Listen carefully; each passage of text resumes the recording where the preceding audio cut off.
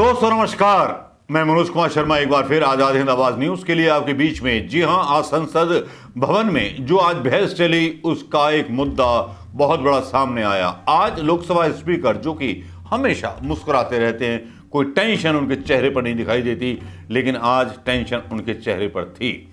चेहरे पर कुछ इस बात को लेकर के भी टेंशन थी क्योंकि प्रधानमंत्री मोदी ने संसद में आना जो था स्थगित कर दिया था अपना। और चूंकि ये कहा जा रहा था मीडिया के द्वारा कि राहुल गांधी आज संसद में सबसे पहले स्पीच बोलेंगे, लेकिन एंड टाइम पर अधीर रंजन बोलते हैं कि गूगली कर दी, ये कर दिया, वो कर दिया। राहुल गांधी ने अपना नाम उस सूची से काट दिया क्योंकि प्रधानमंत्री मोदी वहां नहीं थे। प्रधानमंत्री मोदी इतने असंवेदनशील थे कि उनके पास इतना टाइम नहीं था कि 2 या 3 दिन कम से कम संसद में बैठ करके उन सांसदों के विचार सुन सकें जो मणिपुर पर उनको सलाह दे रहे थे। सुप्रिया शुले जो थी शरद पवार की बेटी, उन्होंने बहुत अच्छे ना तो आलोचना की ना कुछ की, बहुत अच्छा उनका स्पीच था जिसमें उन्होंने कुछ सुझाव दिए। लेकिन प्रधानमंत्री मोदी तो सदन से गायब थे। लेकिन मैं जो बात कहना चाह रहा हूं वो बात मैं फिर से कह देता हूं कि राहुल गांधी ने एंड टाइम पर अपना नाम वापस ले लिया और ये बात लोकसभा स्पीकर के ऑफिस में हुई। आप बात समझिए, लोकसभा स्पीकर के कार्यालय में कोई बात होती है तो वो संसद में लीक नहीं की जाती, वो लोकसभा के किसी नियम के अंतर्गत उल्लंघन माना जाता है क्योंकि वहां जो होता है वो अंडरस्टैंडिंग से होता है। क्या ये वजह उदास होने की ओम बिरला की या कोई और बात थी? मुस्कुराते हुए ओम बिरला थोड़ी टेंशन में दिखाई दे रहे थे। क्या अविश्वास प्रस्ताव जो उन्होंने स्वीकार कर लिया उसकी टेंशन थी? अगर टेंशन थी तो टेंशन का जवाब शाम होते होते आ जाता है। अमित शाह लोकसभा स्पीकर के साथ मुलाकात करते हैं अविश्वास प्रस्ताव के दौरान, जो गैर कानूनी है, जो संविधान के खिलाफ है।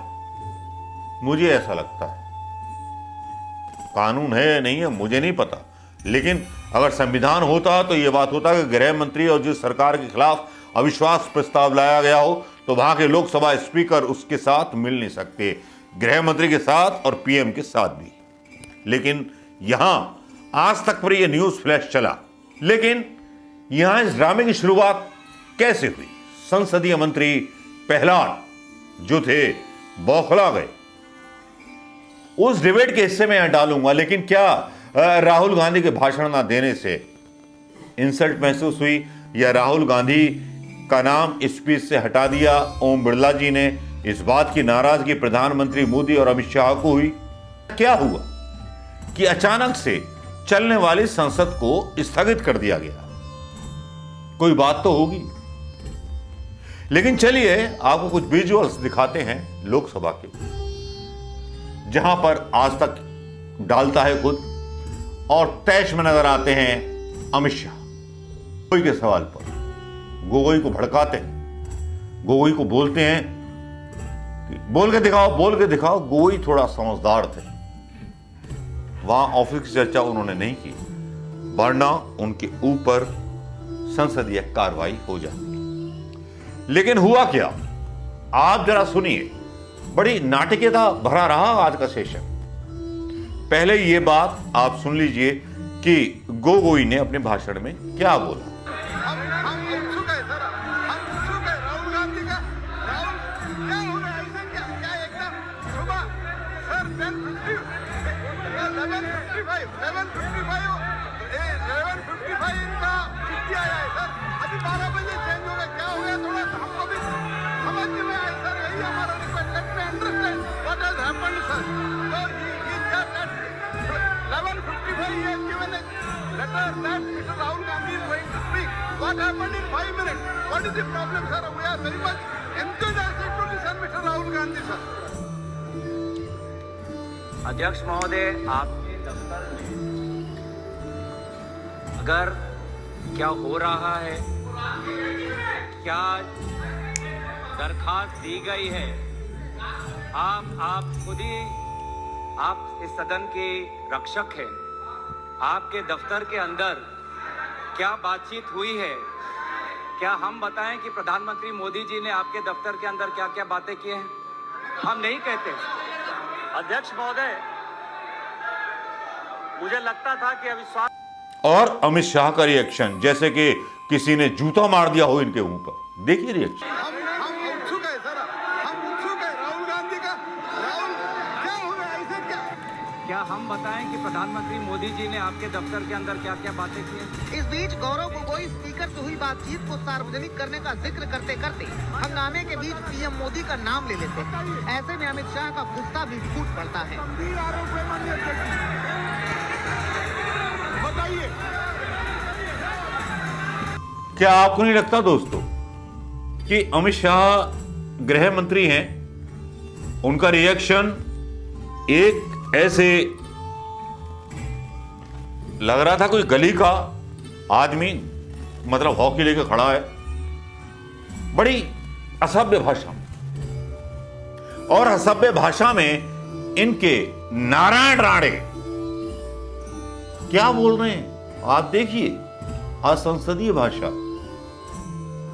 मतलब चमचागिरी की भी हद होती है।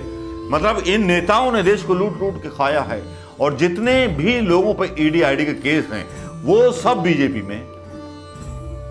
तो क्या कहिएगा इस मुल्क के बारे में, जिस मुल्क के नेता जो कांग्रेस में थे या किसी पार्टी में थे, ईडी आईडी के डर से प्रधानमंत्री मोदी जी ने अपना अमृत पिला करके और शामिल करके शुद्ध कर दिया।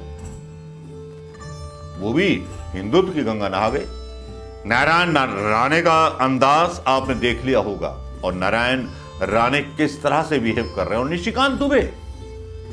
निशिकांत दुबे का तो आप छोड़ दीजिए। और गोगोई ने जो बोला उसके खिलाफ रिजिजू मणिपुर हिंसा पर जवाब नहीं देते हैं। वो बताने लगते हैं कि ये हो गया वो हो गया, झूठे आंकड़े रखने लगते हैं संसद में। ये सबसे बड़ी हैरानी की बात होती है। और आज सबसे बड़ी खबर यह है कि डैरेन ओब्रायन को राज्यसभा से निकाल दिया जाता है, सस्पेंड कर दिया जाता है। इतनी क्यों बौखलाहट है अविश्वास प्रस्ताव को लेकर के? इससे पहले तो नहीं थी। अपना मन समझाने के लिए कई जो बीजेपी के सपोर्टर थे उन्होंने बोला कि प्रधानमंत्री मोदी ने 2019 में 2018 में बोला था कि अविश्वास प्रस्ताव आया है तो 2023 में भी अविश्वास प्रस्ताव आएगा और हम फिर जीतेंगे, 400 से ज्यादा सीटें जीत जाएंगे। भैया जरा बता दो ना उसका आंकड़ा क्या है? कौन सा आंकड़ा है जो तुम्हें सीटों को जिता देगा? आप मणिपुर पर कोई जवाब नहीं देते हो, मिजोरम पर कोई जवाब नहीं देते हो, चाइना के बारे में कोई जवाब नहीं देते हो। जब आपसे सवाल करते हैं कांग्रेस के सांसद मनीष, जब पूछते हैं कि व्यापार जो है क्यों बढ़ा, हम इतने पैसे क्यों दे रहे हैं चीन को, चीन से व्यापार क्यों बढ़ाया हुआ है, तब गूंगी जुबान हो जाती है। क्या प्रधानमंत्री मोदी इन सवालों से बचना चाहते हैं या फिर से ताली बजा करके रोना रोएंगे? आपके पास 2 टर्म हो गए प्रधानमंत्री मोदी जी, आप जवाब कब दोगे? यूपी के बेरोजगारों पर, हिंदुओं के बेरोजगारी पर कब जवाब दोगे? लेकिन इतना तो तय है कि इस अविश्वास प्रस्ताव को मंजूर करने से शायद ओम बिरला पर दबाव था। जो मुस्कुराता हुआ चेहरा हमेशा रहता था, नूरानी चेहरा, वो उदास था।